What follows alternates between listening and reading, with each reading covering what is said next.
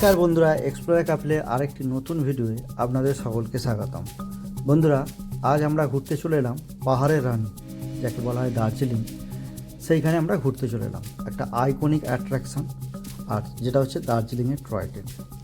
আজকের এই ভিডিওতে আমরা জানাবো কিভাবে টিকিট বুক করবেন, কত ভাড়া, ঘুম স্টেশনের যে মিউজিয়ামটা আছে ওই মিউজিয়ামটা কিভাবে ঘুরে দেখবেন, কী কী আছে, সেই সঙ্গে বাতাসিয়া লুপ, যেটা মানে 360 ডিগ্রি যে লুপটা ট্রেনটা ঘুরে বেড়ায়, সেই লুপটা আজকে আমরা সেই গার্ডেনটাও আমরা ঘুরে দেখাবো।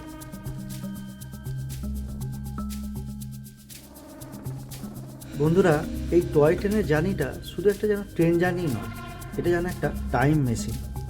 আনুমানিক 100 বছর পুরনো একটা হেরিটেজ রেলওয়ে পাহাড়ের মধ্যে দিয়ে ধীরে ধীরে এগিয়ে চলেছে, আর সামনেই একদম অসাধারণ কাঞ্চনজঙ্ঘার ভিউ। সত্যি বলছি, দার্জিলিং আসলে এই এক্সপিরিয়েন্স যদি মিস করে যান তাহলে যেন ট্রিপটাই একদম অসম্পূর্ণ থেকে যায়।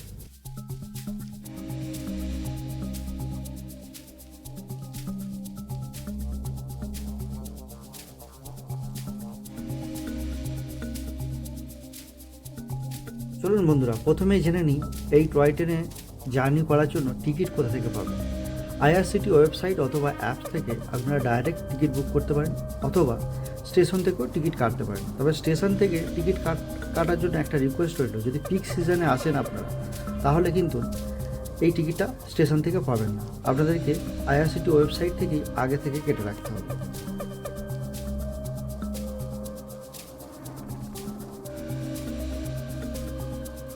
দার্জিলিং ভিজিট করার জন্য বেস্ট টাইম হচ্ছে অক্টোবর থেকে ডিসেম্বর। এই সময়টা আকাশ পরিষ্কার থাকে আর কাঞ্চনজঙ্ঘার ভিউটা একদম ক্রিস্টাল ভিউ পাবেন, কম বৃষ্টিও থাকে, আর টয় ট্রেনে রাইড করেও মজা পাবেন, যেহেতু কাঞ্চনজঙ্ঘার ভিউটা আপনারা দেখতে পাবেন।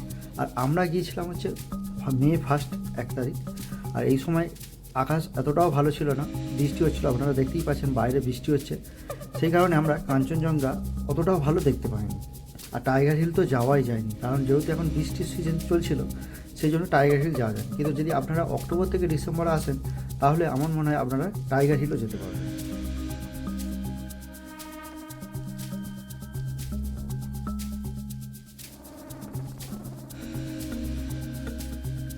তবে বন্ধুরা, বর্ষার টাইমটা পাহাড় একটু অ্যাভয়েড করেই চলবেন। জুন থেকে সেপ্টেম্বর এই টাইমটা প্রচণ্ড বৃষ্টি হয়, আর যেখানে সেখানে ধস নেমে যায়। তো এই সময়টা মানে দার্জিলিং না প্ল্যান করাই বেস্ট, এটা অ্যাভয়েড করাটাই ভালো।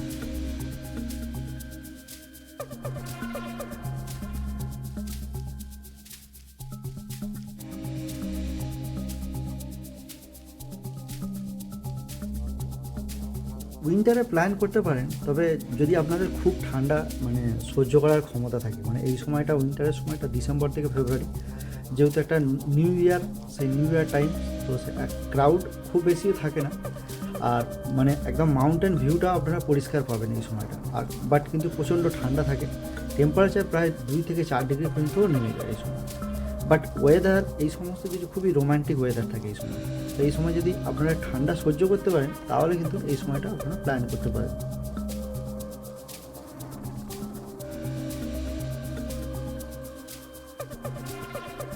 যেহেতু মে 1 গিয়েছিলাম, তো আমাদের তো সানরাইজ, টাইগার হিলের সানরাইজ দেখা হলো না।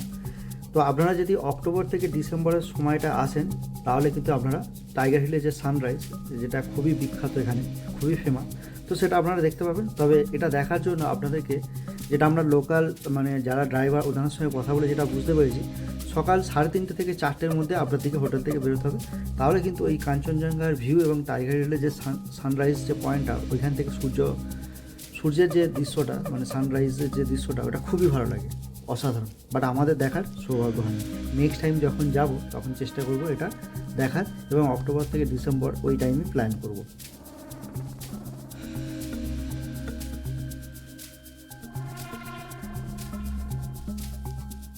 গল্প করতে করতে আমরা চলে এলাম এই যে জায়গাটা, এটাই হচ্ছে সেই বাতাসিয়া লুপ, ফেমাস একটা পয়েন্ট। এইখানে মানে আপনারা যদি টয় ট্রেন করেন তো এই বাতাসিয়া লুপ বা ঘুম যে মিউজিয়াম আছে, সব কিছু কিন্তু টিকিট ওই টয় ট্রেনের প্রাইসের সঙ্গে ইনক্লুড থাকে, আপনাদেরকে আলাদা করে আর কোনো টিকিট কাটতে হবে না।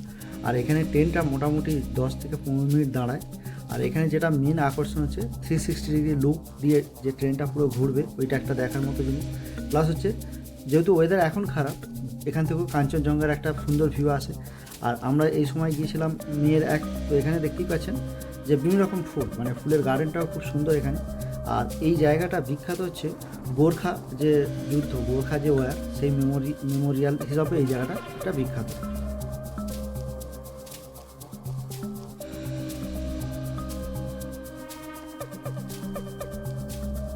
আর বাতাসিয়া লুপের নর্মাল এন্ট্রি ফিস হচ্ছে 10 টাকা। যদি আপনারা টয় ট্রেন জার্নি করে না আসেন এখানে, তাহলে কিন্তু আপনারা নর্মালভাবেও আসতে পারেন, তার জন্য 10 টাকা টিকিট দিয়ে আপনাদেরকে এই গার্ডেনের মধ্যে প্রবেশ করতে হবে।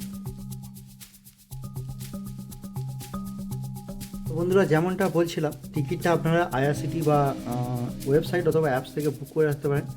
দার্জিলিং, বাতাসিয়া লুপ, ঘুম, এগেন দার্জিলিং, মানে এটা হচ্ছে একটা জয় রাইড পুরোটাই। রাইডটা মোটামুটি 2 ঘন্টার হয়।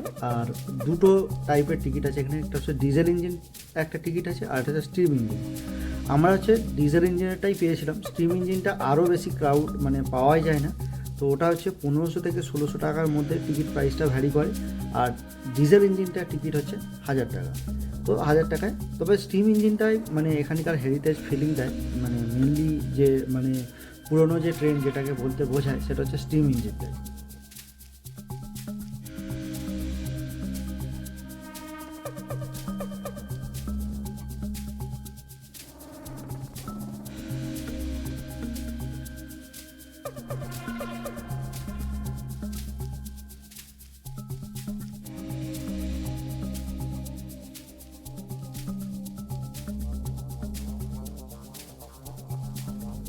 এবার আমরা আস্তে আস্তে ঘুম স্টেশনের দিকে আসছি। ওই যে দেখতেই পাচ্ছেন দূরে যে স্টেশনটা, ওটা হচ্ছে ঘুম স্টেশন। আর ঘুম স্টেশনটা হচ্ছে দার্জিলিংয়ে যতগুলো ফেমাস অ্যাট্রাকশান লোকেশন আছে, তার মধ্যে একটি অন্যতম লোকেশন হচ্ছে এই ঘুম স্টেশন। আর এটি শুধু রেলওয়ে স্টেশনই নয়, এটা একটা মানে ইন্ডিয়ান হেরিটেজ বা হিস্ট্রি বা পাহাড়ের যে বিউটি, পাহাড়ি এবং যে মানে কী বলবো, ন্যাচারাল যে বিউটি, সেটাকেও একটা কম্বিনেশান এটা মানে ফিল দেয়। তো ইন্ডিয়ার ঘুম যে রেল স্টেশনটা, এটি হচ্ছে সমুদ্রপৃষ্ঠ থেকে প্রায় 7400 মানে ফিট উচ্চতায় অবস্থিত। আর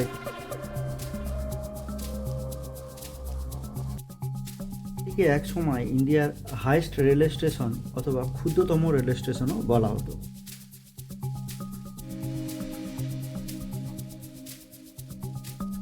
এই ঘুম স্টেশনটা যে ফেমাস দার্জিলিং হিমালয় রেলের যে রুটে আছে, সেই রুটেরই একটি অংশ। আর এই ঘুম স্টেশনটা মানে ইউনেস্কো যে ওয়ার্ল্ড হেরিটেজ সাইট আছে, সেখানেও আপনারা দেখতে পাবেন এটা একটা রেকগনাইজেশন পেয়েছে। তো এই স্টিম ইঞ্জিনটা যখন এই পাহাড়ের মধ্যে দিয়ে যায়, হুইসেল দিতে দিতে একটা অসাধারণ ফিলিংস লাগে। ঘুম স্টেশনটা বিখ্যাত তো এই সব জিনিসগুলোর মধ্যে আছে, তার সঙ্গে আছে হচ্ছে এখানকার যে মিউজিয়াম। প্রায় 100+ বছরের পুরনো, মানে 100+ ইয়ার্স যে রেলওয়ে হিস্ট্রি, সেটা আপনারা এইখানে দেখতে পাবেন। অনেক পুরনো স্টিম ইঞ্জিন, তারপর আপনারা ভিন্টেজ যে ফটো, টয় ট্রেনের বিভিন্ন রকম মডেল, ব্রিটিশরা যে রেলওয়ে ইকুইপমেন্ট ব্যবহার করতো, সেই সমস্ত কিছু এখানে আপনারা এই মিউজিয়ামের মধ্যে দেখতে পাবেন। তো এটাও একটা হিস্ট্রি ক্যারি করে এই মিউজিয়ামটা। এই মিউজিয়ামে দেখতেই পাচ্ছেন জিনিসগুলো, এই যে আমি একভাবে জুম করে দেখাচ্ছি কী কী আছে এগুলো। সব জিনিসের নাম আমিও জানি না, তো আপনারা যদি জানেন ভিডিও কমেন্ট করে অবশ্যই জানাবেন। এটা যেমন তালা একটা আমি দেখতে পাচ্ছি, তারপরে এগুলো আরও ভেতরে কী সব আছে।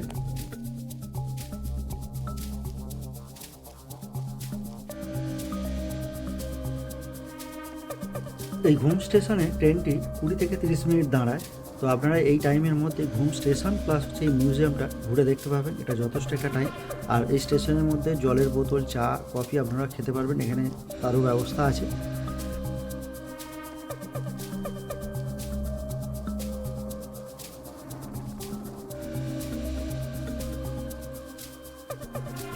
মিউজিয়ামের জন্য আলাদা করে কোনো টিকিট কাটার দরকার নেই। যে জয় রাইডের টিকিট আপনারা কাটবেন, ওই টিকিটের মধ্যেই এই মানে মিউজিয়ামের এন্ট্রি ফিসটা ইনক্লুড করা থাকবে। আর চেষ্টা করবেন সকাল 9টা থেকে 11টার মধ্যে মানে এই টাইমটা চুজ করবেন, তাহলে এই টাইমটা মানে একদম খুব সুন্দর, একদম একটা ক্লিয়ার ওয়েদার পাওয়া যায়। আমরা যে সময় গিয়েছিলাম ওই সময় যদিও ওয়েদারটা ক্লিয়ার ছিল না, তবু আপনারা যদি অক্টোবর ডিসেম্বর ওই সময় প্ল্যান করেন, তাহলে চেষ্টা করবেন 9টা থেকে 11টার মধ্যে এই জয় রাইডটা চুজ করা, তাহলে একদম পরিষ্কার কাঞ্চনজঙ্ঘা ভিউটাও দেখতে পাবেন সেই সঙ্গে।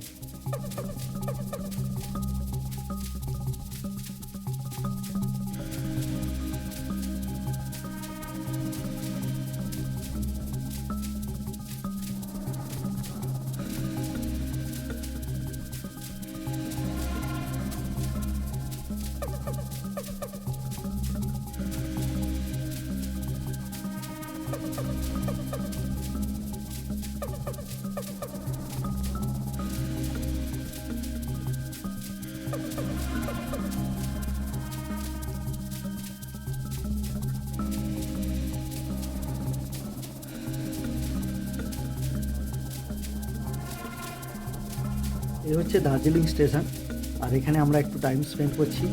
এখানে বিভিন্ন রকম মানে ফটো তোলা হচ্ছে। বাচ্চাগুলো দেখছেন ঈশা আর হচ্ছে ভিভান হচ্ছে একদম মানে ছুটি করছে, নিজের মতো করে ওরা আপন তালে ঘুরছে। আর এই সাইড সিনের এই দিকটা মানে লেফট সাইডটা, স্টেশনের লেফট সাইডটায় ফটো তোলার জন্য খুব সুন্দর জায়গা। তো আপনারা চাইলে ওখানে দাঁড়িয়ে ফটো শ্যুটও করতে পারবেন। তবে বন্ধুরা, ভিডিওটা যদি ভালো লাগে তাহলে অবশ্যই একটা লাইক করে দেবেন, আর আমাদের পাশে থাকার জন্য চ্যানেলটাকে সাবস্ক্রাইব করে দেবেন। আবার দেখা হবে অন্য একটা ভিডিওতে। আজকের মতো বাই বাই, টাটা। আর এই ভিডিওটা কেমন লাগলো, আর যদি আপনাদের কোনো কিছু জানার থাকে তাহলে ভিডিও অবশ্যই কমেন্ট করে জানাবেন। স্টিম ইঞ্জিন নাকি ডিজেল ইঞ্জিন, কোন রাইডটা আপনাদের খুবই পছন্দের সেটাও আপনারা আমাদের এই ভিডিও কমেন্ট করে জানাবেন। বাই।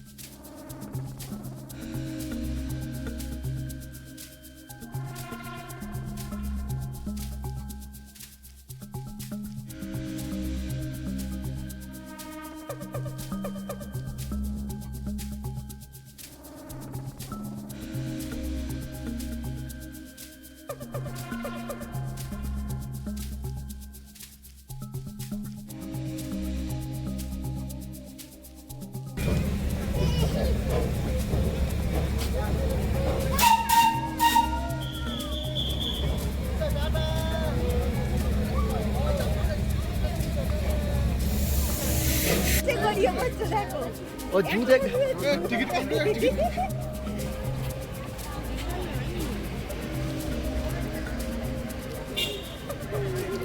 কিন্তু হাসি হচ্ছে জু দেখবো বলে তুমি জীবন জু দেখবি খেয়েছে গালে লেগে আছে মুখ হয়নি বললাম বিমান মুখ